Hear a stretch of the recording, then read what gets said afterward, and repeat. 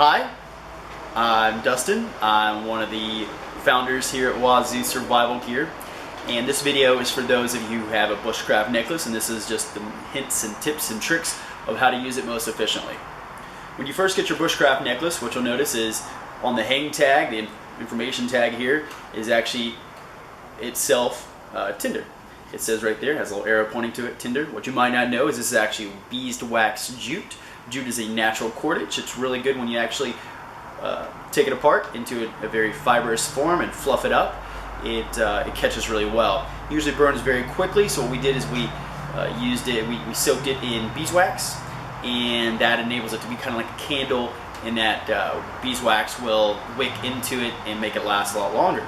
So that little piece that you have on here will actually burn for a pretty good amount of time. It also gives you the ability to practice with your necklace. So we don't intend for that to stay on the necklace. So when you first hit it, I suggest you go ahead and cut that off.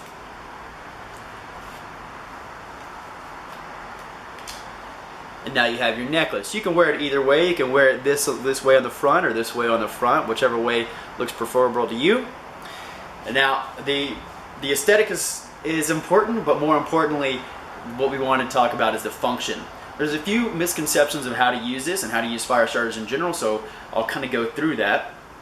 You have two basic pieces that are the important functional pieces. You have your ferrocerium and you have your striker, scraper, your ceramic piece here. Now your ferro rod or ferrocerium is just a man-made metal that is made in such a way so that whenever it is scraped off by any object into small particles, those small particles are going to spontaneously combust with the oxygen in the air and create like a molten spark. Now, of course, if you put that onto a bed of fluffy flammable material, it'll combust and turn into a flame, which can get you a fire started. So all you really need to do is scrape off little pieces of this ferro rod.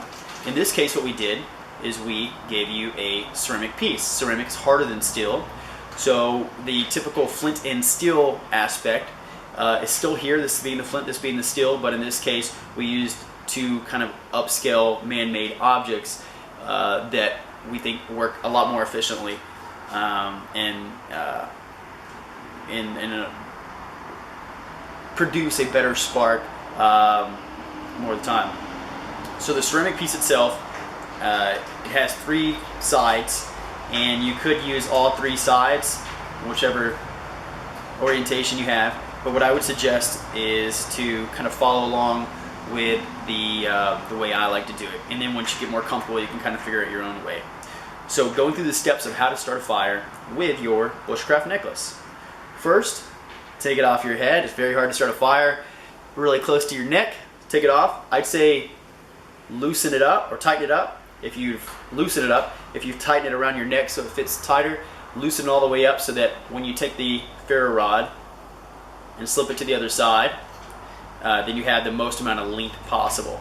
Now whenever you move this ferro rod back and forth, just be mindful. This leather does have a really beautiful finish on it, and you'll want to make sure you don't scratch that when you're moving it. So just be mindful of that. On that note too, we like to use like a boot treatment, so what firefighters use for treating their boots, that type of oil to really get a good finish. So I suggest the same thing. Over time, if you wear it all the time, the oils of your skin will actually keep it rejuvenated. And even using soaps and conditioners and things like that that'll drip onto your necklace will also continue to give it a really long, rich life. So you usually don't have to go back and put any kind of conditioner on it, but if you do happen to have a leather conditioner, good quality leather conditioner, we suggest to use that. We use Obenauf's heavy duty preserver conditioner, and it works really well. So I've taken the necklace off, I've taken the ferro rod, and I have put it the opposite side of the ceramic scraper. Now, as you'll remember, all we're trying to do is use this scraper to scrape off the ferro rod particles. It will come with a black finish, and you'll want to kind of scrape that off. The first couple sparks usually don't, the first couple scrapes usually don't combust because it has that kind of oxidized finish on it. So be mindful of that. There is sort of a better side on each ceramic. You'll kind of feel it. Maybe has a little bit of an edge on one side versus the other. So kind of be mindful of that. If it's not working one way, flip it around, maybe try the opposite direction. So here is the big deal that a lot of people miss. When you are striking it, this is the wrong way to do it. What you want to do is actually pull the ferro rod away. I'll show you when I actually start the fire why that's pretty imperative, but the main two reasons is that when you're doing this, it's a really aggressive movement, and if you have a tinder bundle right in front of you, you can hit that tinder bundle and either put out whatever spark and start it on whatever flame you had, or you'll knock it off and it might get wet. And so you want to avoid that kind of out of control motion. So the way you can do that is you hold put the ferro rod on there, put it nice and firm where you can kind of feel it gripping and cutting into the metal slightly, and pull the ferro rod away. And what that'll also do is you know exactly where that sparks are going to go, because you're not trying to flick them somewhere. You're pulling that ferro rod, and if you have it, if you get yourself positioned really nicely, you know exactly where the sparks are going to fall right onto your tinder bundle. So let's go ahead and do that. Try and do this all in one shot. We have that jute. I'm only going to use a little bit of it, say about 2 inches, maybe less than that. And you want to make it as fibrous as possible, or as airy as possible. So make it very furry. Separate the 3 main strands even into smaller strands where there's not really any obvious thick strand left. It's just really hairy. That hairiness is what catches, and so once you have that, what you'll want to do is form it into a nest structure, because what you're doing when you're flicking off these ferro rod pieces is it's a little molten piece of metal that will bounce around. You want it to actually land in and sit for a second so it catches that fiber.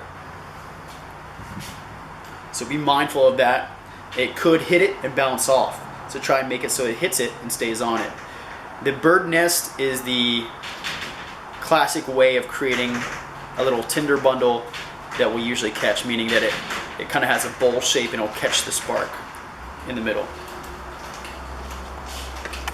So I kind of got a ragtag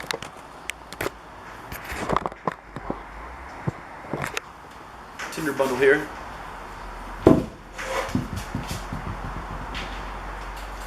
I'm going to put that right there. Now, going into what we've learned, step 1, take it off your neck. Step 2, extend the cord all the way out. Step 3, pull the ferro rod to the opposite side. If you haven't already, I would suggest scraping off a little bit of that black. Be careful not to scrape your leather too. If you don't want to hit your leather and scrape that up again. So, step 4. Position yourself properly. If you can get your hands on something like this, it's even more convenient. And you're going to put the ceramic piece on, feel it kind of grip, and then you're going to pull the ferro rod away. Now the way I'm positioning with my hands, I'm holding it like this. You could equally hold it like this. Whatever feels more comfortable and gives you the most strength and really control is what you're looking for. So let's see, I'm going to try and land some sparks right there in the middle. 4 times. I don't think I scraped off the initial black part, but I think we get the point.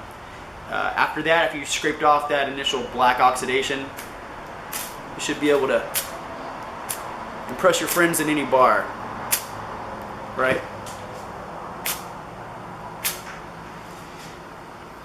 Okay, so now we know how to make sparks efficiently into a tinder bundle. Don't worry about the scraping on here. Actually, what's really cool is this will get a patina, and the ferro rod itself will blacken back over. And after a long time, it might even pit. If you're careful, it should be fine. And if you take a shower with it, it should clean itself off. If you go into salt water or chlorinated water, make sure you just rinse it off with fresh water afterwards. Don't put it on your. And if you sweat too, if you go to the gym and you sweat really hard on it, make sure you wash it off. This is a carbon steel, so it is going to rust.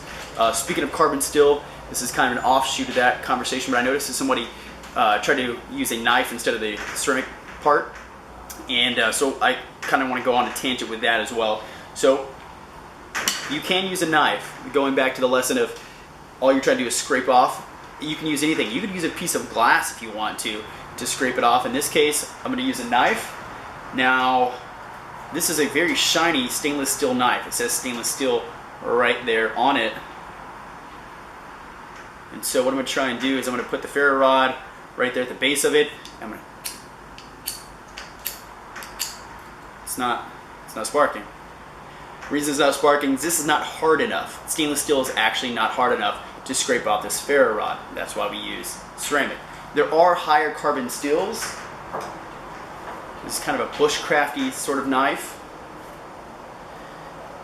We've left it in the sheet for a couple days, and you can even see it has a slight rust. Well, you probably can't see it, but it has a little bit of rust to it. If it has rust, it means it's high carbon. If it has high carbon, it means it's hard, and it means it'll scrape your ferro rod.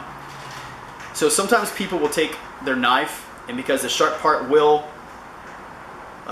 scrape it off better, they'll try that. I advise against doing that. Do not, unless it's the most dire situation and you can't scrape it with your spine of your knife, I would not advise against doing it with the blade of the knife. You risk damaging your knife, you risk damaging yourself. So avoid that at all costs. Take the spine of the blade towards the base so you have the most control. Position in your other hand, and then same old story, pull it away. You should be able to do the same thing we were doing before.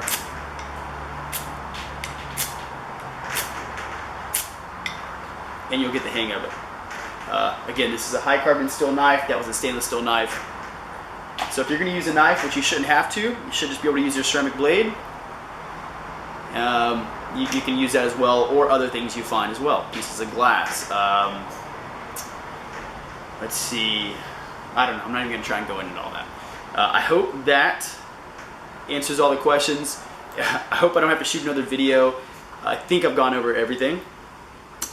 Take care of your necklace. It'll take care of you. I promise. I've had one for over a year, and it just gets better with time. It looks very nice.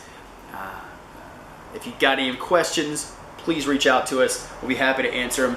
I think there's just a few misconceptions that I hope I went through today and will help you use it a lot easier. Thanks a lot.